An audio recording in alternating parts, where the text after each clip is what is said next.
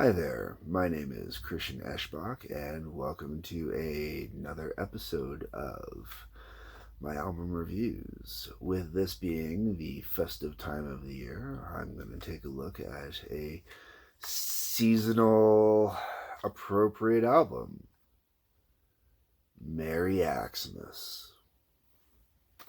I don't like Christmas music. I'm not a fan of Christmas music. I typically find it depressing. I don't like listening to it. I swear to God, Christmas music is one of the major reasons why people want to kill themselves every year. It's just me. So, because of how much I hate Christmas music, this was kind of a compromise. I love guitarists, I love instrumental music.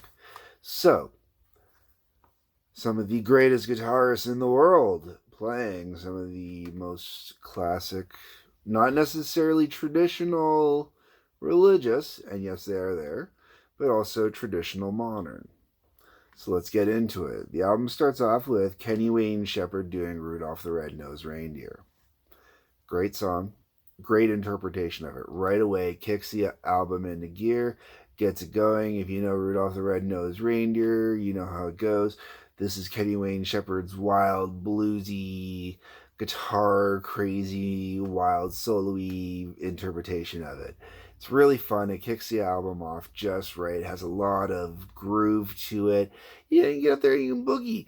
I've played it for Christmas events, and it goes over well. People love it. From there, it slows down a little bit and goes into Eric Johnson, yet another wonderful blues noodler, we'll say.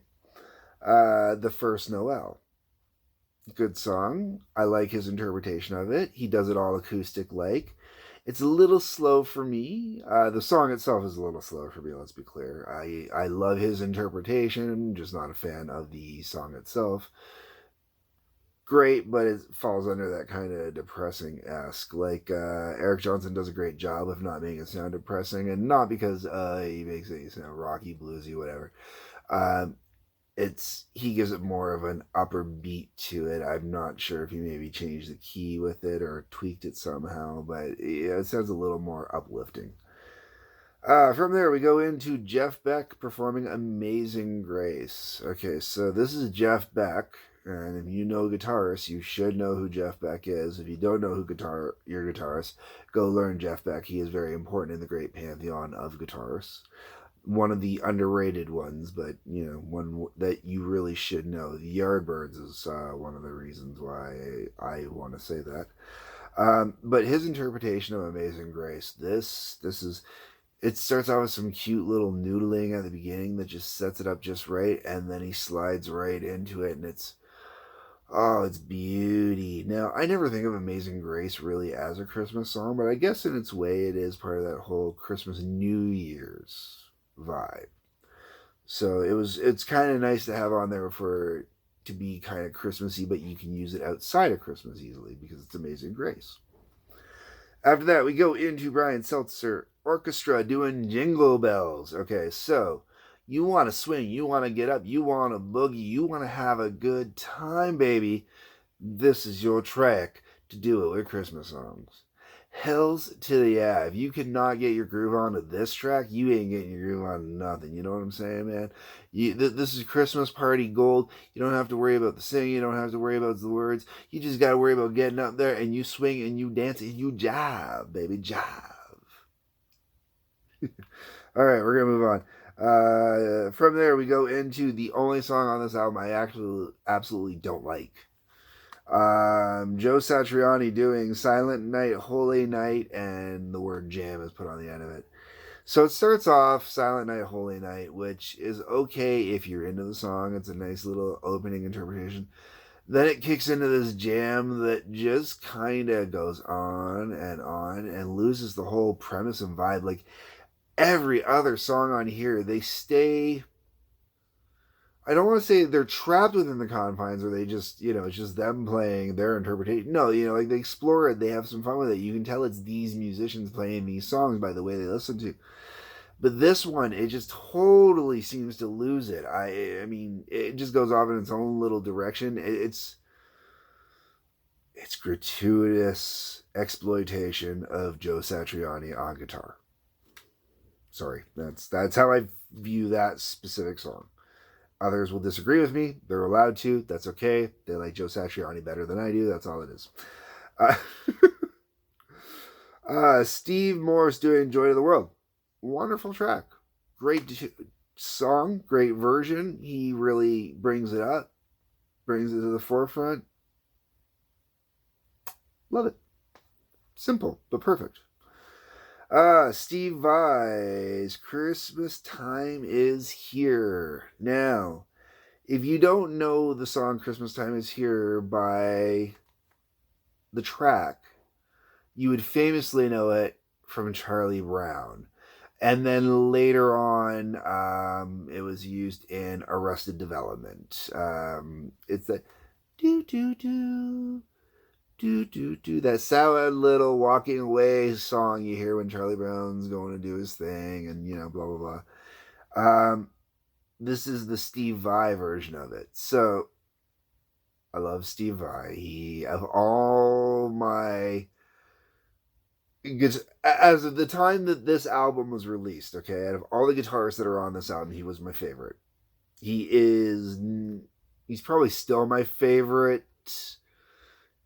guitarist, like pure guitarist. He's got a close runner-up in John 5. I love John 5 too. But Steve Vai, he brings it here, and Steve Vai brings it great. He brings it beautifully. Like, he does such an amazing rendition here, and the way Steve Vai makes the guitar just sing like no one else does, as far as I'm concerned. The impossible guitarist, as Frank Zappa deemed him. Oh. Now, moving on from my Steve Vai love affair, we got Joe Perry doing Blue Christmas. Great combo. I almost wish that we had vocals on here, because I actually would love to hear Joe Perry singing this. I know the type of voice that Joe Perry has, and I know how Joe Perry sounds when he's doing bluesy songs. And with Blue Christmas, he really brings the blues. And I don't want to hear Joe Perry do an Elvis impersonation, as this is the classic Elvis Blue Christmas, but I like to hear him sing it while he's playing it, because his interpretation of it just really is a great bluesy thing, and with the way he sings, I think it would sound really cool. Even without that, his musical interpretation here is just, without a doubt, fantastic. Spectacular. I love it. It's, especially for a song that I'm not a huge fan of. And I mean, it's literally everything I don't like about Christmas music when you think about it, But his version is really good. I enjoy it. He also takes it a little upbeat at points, I think.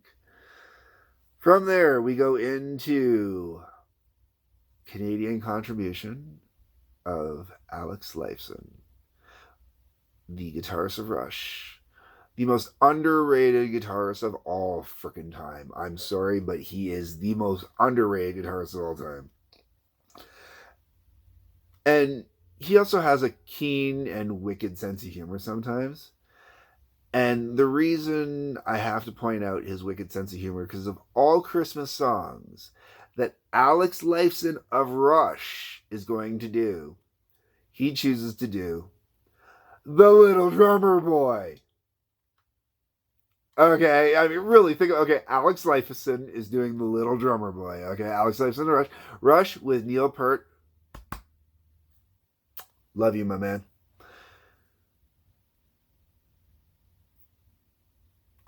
Okay, so you all know where I'm going with this, okay?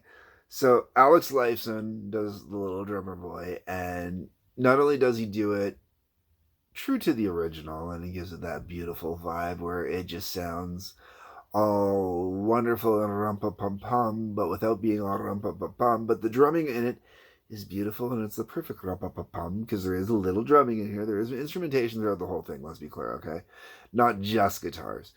But on all the songs. But on this particular one, the nuances, the little inflections that Alex puts in it, they just set it off. It's almost like stars twinkling on this song, like little stars up in heaven twinkling around in there. It's just beautiful. And then from there, we go into Richie Sambora doing Cantique de Noël, O Holy Night. Oh, this song is cherry. Richie Sambora. It really sucks because as a solo guitarist, he never gets the credit he should get. I don't know. There's something where he never gets picked up as a solo guitarist. It's always the Bon Jovi Association. He's kind of gotten pigeonholed into that, and his solo music doesn't get the same type of credit it should. And the music he does on here and his guitar playing on here, it is top notch. And it shows why Richie Sambora is a guitarist that should be respected, should be, really viewed and studied, just not crazy, not the Bon Jovi stuff. I'm talking Richie Sambora himself. The guy knows what he's doing. He knows how to play a good song. And this just goes with it. And then the album finishes off with, I'm not sure how to say this, Hotei, Hotei. I know nothing about it. I know nothing about them, him, her, them. Nothing. But the song is Happy Christmas, War is Over, as in the legendary John Lennon song that everybody gets pounded with. And when you hear it, you have images of children starving in Africa in your head, and you can't ever get that out. Especially if you grew up in the 80s and the 90s. I'm pretty sure the 2000s were pretty bad too, from what I remember. You might have escaped it if you don't watch network television and, or any type of TV. But this version is fantastic. It's great. There's no singing on the entire album. It's great. I like that there's no singing because it kind of helps with this one too. It doesn't conjure as many images of starving children, but they're still there. Even talking about it, they're there. They're just associated. This album, though, really, the whole way through, beginning to end, if you are looking for an album that you can put on and enjoy as a lover of rock or, guitar music or music in general, but you don't like Christmas too much, but you want to bridge that gap, this is the album you want to listen to bridge that gap. It is a good album. It is worth listening to. It's worth picking up. If you can find it, pick it up. I throw it in every Christmas, even though I'm not a Christmas person, but for other people, so they can enjoy it. They get to hear it. They get to do. My mom, I used to get away with this with my mom because I bought it when I still lived at home. That's how I got away with Christmas music with my mom. She liked regular Christmas music. I liked good stuff. You know what I'm saying, kids? All right. So anyways, we are going to the Christmas season. So extra love, extra peace, and take care of each other as well as yourselves. All right. Love y'all.